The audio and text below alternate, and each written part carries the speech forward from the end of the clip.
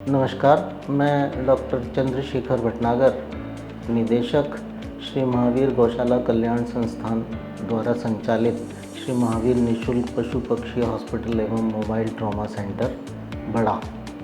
आज हम बात करना चाहते हैं कि पेट्स तो हम लोग सब लोग रखते हैं अपने घरों में।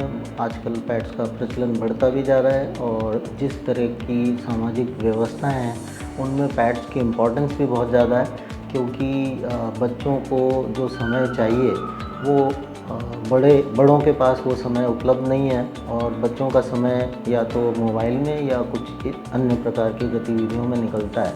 जबकि अगर एक पेट भी घर में होता है तो बच्चे भी उससे बहुत अटैच्ड फील करते हैं, उसके साथ बहुत अच्छा उनकी ग्रोथ होती है, उनके मेंटल ग्रोथ, उनके फिज़िकल ग्रोथ, उनकी फ़िज़िकल एक्टिविटीज़ सब चीज़ बढ़ जाती है अगर घर में एक पेट भी अच्छा सा होगा।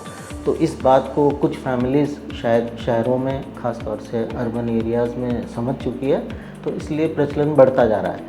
लेकिन जैसे ही आप पेट्स घर में रखते हैं उसके साथ ही कुछ आपको चिंताएं घेर लेती हैं, क्योंकि बच्चों के साथ वो पेट्स रहेंगे, बड़ों के साथ भी रहेंगे, घर में उनकी हर समय मौजूदगी रहेगी।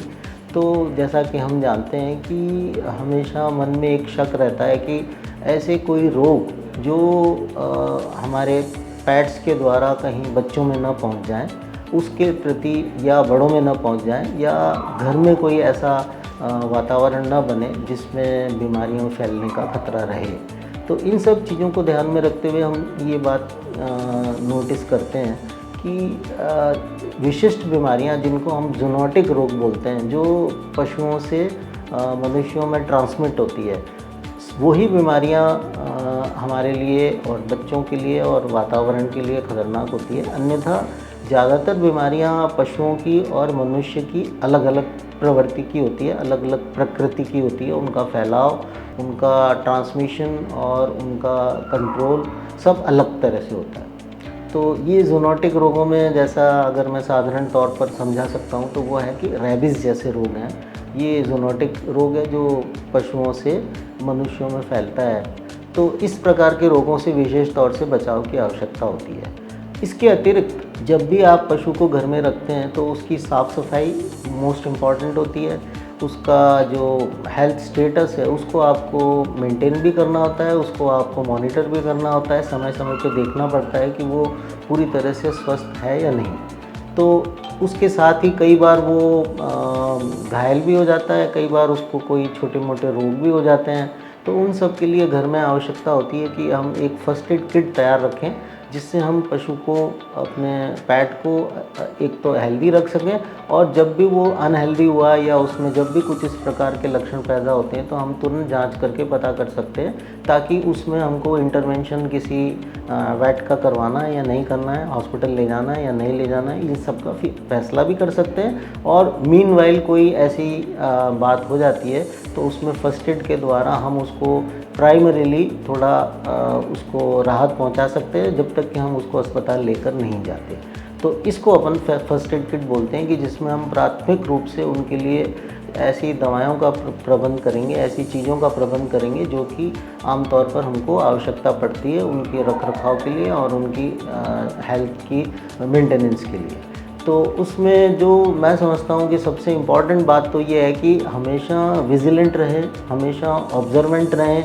आप उसको देखते रहें कि उसके हाव भाव में, उसके चेहरे में, उसकी आँखों में, उसके मुंह से कोई विशेष प्रकार का कोई स्राव तो नहीं निकल रहा है, आँखों से पानी तो नहीं बह रहा है, नाक से पानी तो नहीं बह रहा है। ये सब लक्षण जो हैं वो ये बताते हैं कि उसमें किसी प्रकार का जो नॉर्मल स्टेटस है उससे हट के स्टेटस डेवलप हो रहा है।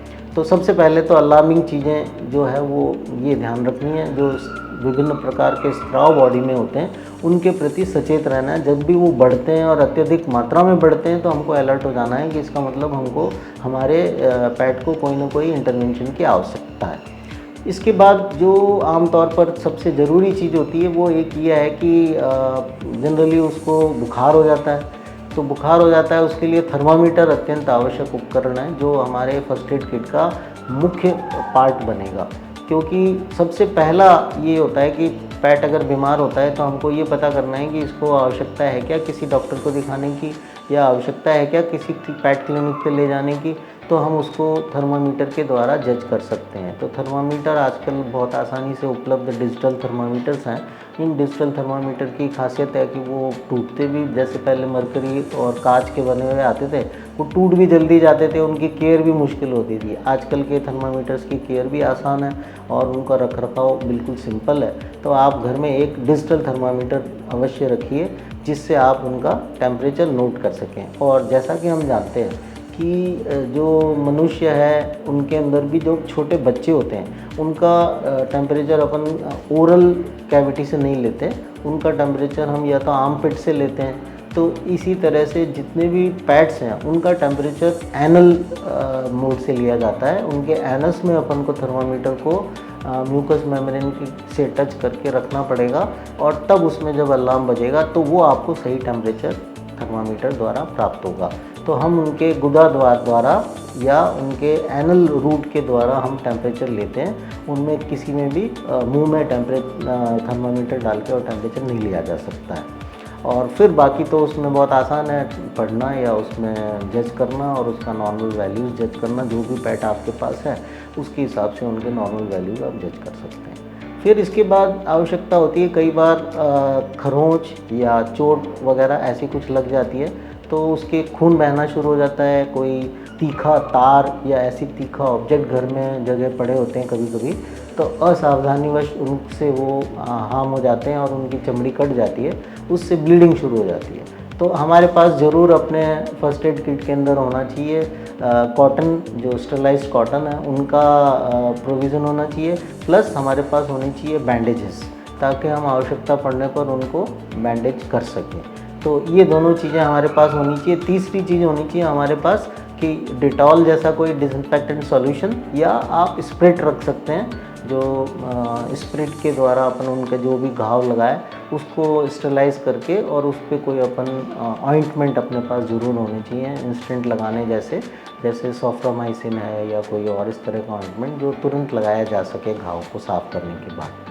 तो ये फर्स्ट एड की किट में थर्मामीटर, फिर उसके बाद उनकी कॉटन और बैंडेजेस, ये हमारे पास ज़रूर होने चाहिए। आप साफ़ करके घाव को एक बार अच्छी तरह से साफ़ कॉटन से साफ़ कर दीजिए और फिर उसके बाद उस पर आप कोई ऑइंटमेंट लगा के और उसको ऊपर बैंडेज कर दीजिए। अगर ऐसी जगह है जहाँ पे बैंडेज कर सकते हैं और बैंडेज नहीं कर सकते तो आजकल विभिन्न प्रकार की एडेसिव टेप्स आती हैं, उन एडेसिव टेप को कॉटन लगाकर उस पर मलहम लगा के और उस एडेसिव टेप के साथ फिक्स कर सकते हैं। तो इस प्रकार से हमारे पास ये एडेसिव टेप, कॉटन और बैंडेजेस और स्प्रिट, डिसइंफेक्टेंट सॉल्यूशन, डिटॉल जैसे ये सब चीज़ें ये होनी चाहिए। फिर इसके बाद हमारे पास कई बार जो पशु है उसको डायरिया हो जाता है, आमतौर पर जैसे मोस्ट कॉमन है कि उसको दस्त लग जाएगी।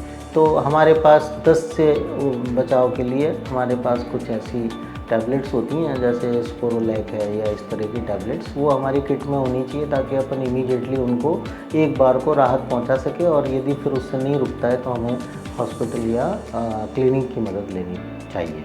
इसी प्रकार से जब हमने टेम्परेचर की, थर्मामीटर की बात की थी, तो उस समय में अगर अपन को एलिवेटेड टेम्परेचर है और बहुत ज़्यादा अगर उसको बढ़ा हुआ है टेम्परेचर, तो फिर अपन को तुरंत उनको बुखार कम करने की दवाएं जो आमतौर पर प्रचलित हैं जैसे पैरासीटामॉल है, तो ऐसी सिंपल दवाएं उनको दे सकते हैं, निमोस्लाइड वगैरह दे सकते हैं, जिनसे उनका टेम्परेचर तुरंत डाउन हो जाए और वो एक बार को बड़ी उससे बच जाए। इसके अतिरिक्त हम उसमें अपन जो अपन कॉटन और वो बैंडेजेस रख रहे हैं उसका अपन बड़ा एक वो बना के और उसके ऊपर ठंडा पानी डालें। अगर टेम्परेचर हाई हो रहा है, फीवर हो रहा है पेट को, तो उसके सिर पे और माथे पे रख के और पानी डाल सकते हैं, ठंडा पानी, ताकि उसका टेम्परेचर जल्दी से डाउन हो जाए। इसी प्रकार से अगर बहुत ज़्यादा टेम्परेचर हाई आ रहा है और गर्मी का मौसम है बहुत ज़्यादा, तो हमको कई बार ज़रूरत पड़ती है कि पूरे अपन पेट को नहला दें ठंडे पानी से, ताकि उसका टेम्परेचर एक बार को नॉर्मल आ जाए पूरा। इसके अतिरिक्त जो जैसे आपने डायरिया की टैबलेट्स की बात करी अपन ने, उसी तरह से एंटी वॉमिटिंग की भी कुछ मेडिसिन अपने फर्स्ट एड किट में रहनी चाहिए, ताकि छोटी मोटे उसको कभी उल्टी वगैरह हो जाती है तो उसके लिए अपन उनको दवाओं को उसमें रख लें, ताकि वो उल्टी होते ही अपन एक बार दे दें और फिर अपन आवश्यकता होने पर क्लिनिक में और हॉस्पिटल में ले जाके उनका उपचार करवा सकें। आप सभी दानदाताओं को जीवासरा की ओर से हार्दिक धन्यवाद। अब तक वर्ष 2023-24 में कुल निशुल्क सफल ओपीडी 15,341। आइए बेजुबानों की जुबान बने।